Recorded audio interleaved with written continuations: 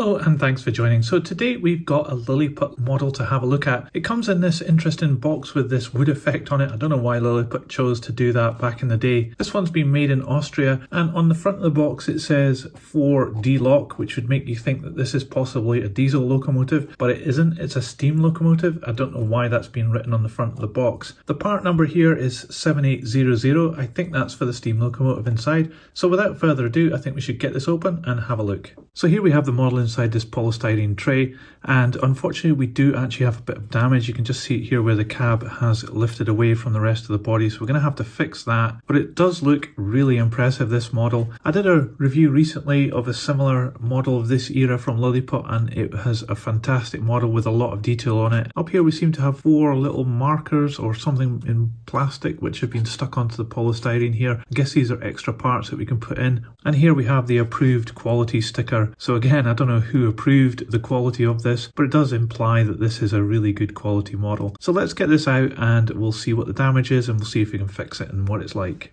So here's what we've got out of the box. The main part of the locomotive seems to be pretty intact, but we do have this cab part which has come away completely, and we also have this part which is some glazing, but we seem to be missing part of the glazing on the other side of the cab. So for gluing window pieces back into models, I use this stuff here which is called canopy glue. Now I'm not paid to say this, but I actually think this is really good. I bought this many years ago and I'm still using it, and it dries clear and doesn't give any frosting effect. So I'm going to go ahead and use that to put this back together. So as usual, I add the glue onto a piece of paper and then apply it from there. So I'm just going to set that aside to dry, and then we'll come back to this in a little bit.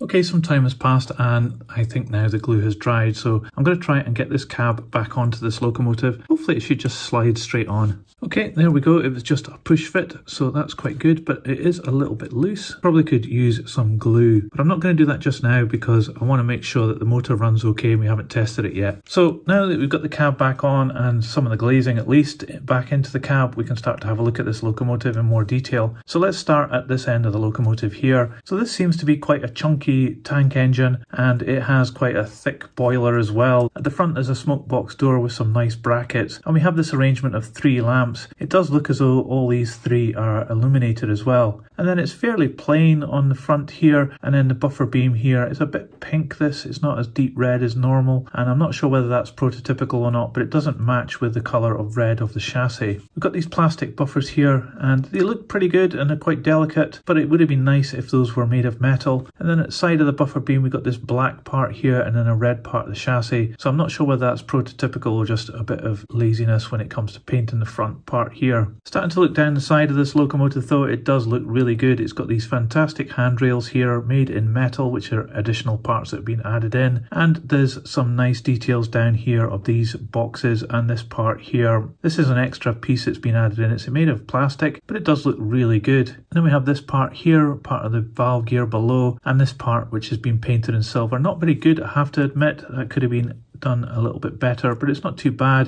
And another nice handrail there. There's some moulding detail on the side of the boiler, and the ribs are painted in this gold colour. Not very well, I have to admit. I think they could have had a bit more attention to detail on the painting there. This part of the tank is really nice though. It's got some great rivet detail, and it has the number here along with I think a shed plate underneath it, which are transfers. Not too good. I think they're a bit blurry and a bit sloppy, so that's not too good. And there's another transfer here, and then the transfers on the side of the cab again. Those look not too bad though, much better than the number. The cab has this lining, as does this tank here, which is a transfer, and that's very fine and well applied. You will see there's a bit of a sheen on the transfer. You kind of expect that, and it contrasts a little bit with the green of the body. The cab we've seen is a separate part which is moulded in black. No cab detail, all you can see is the motor there, and it would have had flush fit glazing on, I guess maybe more than just this window here, and it was missing a part, and that should have extended over above the top here as well. So moving to the back of the locomotive, it has some nice moulding of these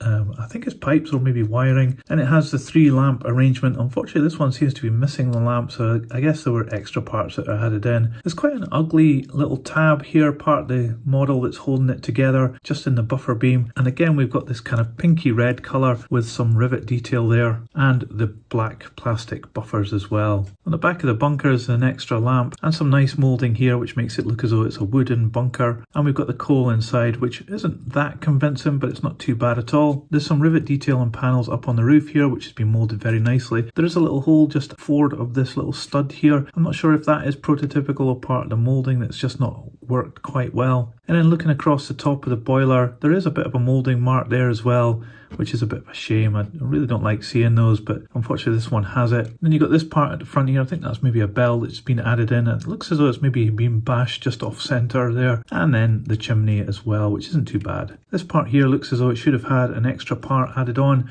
And on this side of this dome, you can see that it does actually have a piece, so maybe that's been broken off. And just looking on this side of the tank, it does have a different piece moulded here, again, separate piece of plastic, and this part here, which is painted in silver, much better than the first side. As we start to look down at the running gear, it's got this ladder here coming down, which is plastic, that could easily break off. The pistons are a fair moulding, it doesn't have a lot of detail on it. And then as we look at this truck, it's got separately added in brake gear there, which is really nice in line with the tread of the wheels. They've got quite deep flanges on this. This is an older model, and you can see how it cantilevers with the coupling. This is a fairly basic coupling. I think I would be inclined to remove that and make the front of the locomotive look a bit better. The metal valve gear is a pretty solid arrangement here, and it also has the red insert as well. This could have been dulled down a little bit, it's a bit bright, but then older steam locomotives always seem to have that. The brake blocks are in line with the tread as well, which is really nice, and you can see underneath here a little part of the motor, and as we look further up you can actually see that this has a flywheel as well and some of the gearing there. And at the back we've got another pony truck with the same kind of arrangement as the front, and then at the back we've got the same kind of coupling hanging out the back here. Not easy to change one of these because it's not an M pocket. And then looking underneath you can see that it has pickup from these two trucks at the front and the back. You can see that the gearing here drives all these wheels. On this wheel and this wheel we have traction tyres, and unfortunately these have perished on this model. It's probably quite old, so it's going to be quite tricky to replace those, but I'm going to have to see what I can do about that. And of course the cab is still flailing around, it needs a little bit of glue, so it might be a bit dodgy with those traction tyres, but we'll give this a go on the test track and see how it performs.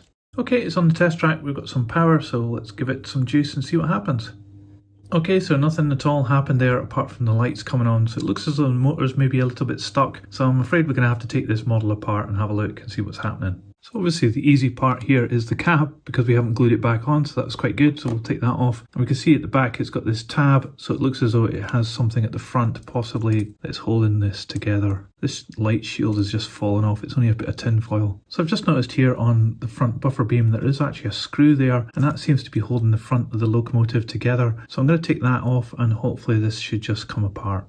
So that indeed allowed me to take the body off of this model, and now we can see that we have a rather large weight here, and the motor's back here where we saw it underneath the cab, and we've got this flywheel here. Move this flywheel, it does actually move the wheels, so it's not jammed up, which is good. So could this just possibly be that it's not getting power to the motor? This part here isn't actually connected, so that might be one of the reasons why it isn't working. So let's just give this some power and see whether it will actually work now.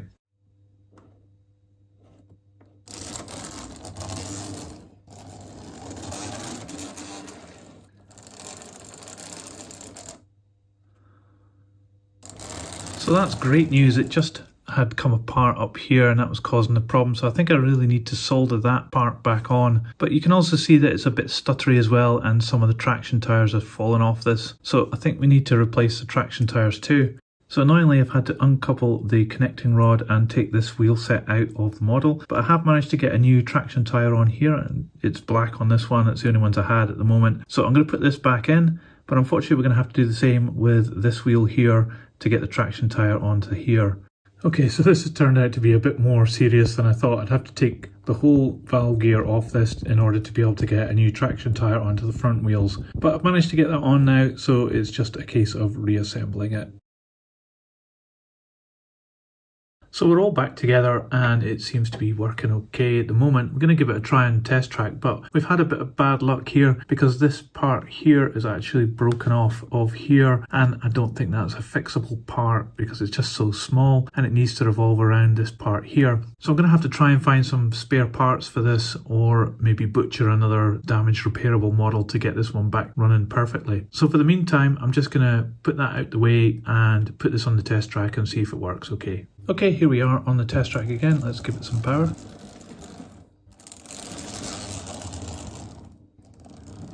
So at least it runs okay now, which is great. And we've got those new traction tyres on as well, but we do still have this problem here with this part which is broken, and at the moment I can't fix that either. So this is going to have to be put onto the to-do list, and I'm going to have to put it on the shelf for a while. So I'll come back to this once I get some parts, but might be some time or I might never get those parts, and maybe this ends up being parts for another model. But that's the way it goes sometimes when you're doing model railways. Some you win and some you lose. I think this one looked really fantastic when I opened it up, but it's turned out to be a complete beast of a locomotive. I was really hoping for a better result on this one. Anyway, I hope you liked this video and me struggling with this locomotive, and maybe in the future you'll see this one appearing again in another one of my videos. If you did like this one though, give it a thumbs up, it really helps this channel. And I'm not going to bother putting this on the turntable as normal because I've seen far too much of this locomotive today and I quite fancy getting just a cup of tea instead of doing that. So I'll just wrap up this video now by saying thanks for watching. I hope you enjoyed this video and I'll see you on the next one. Bye for now.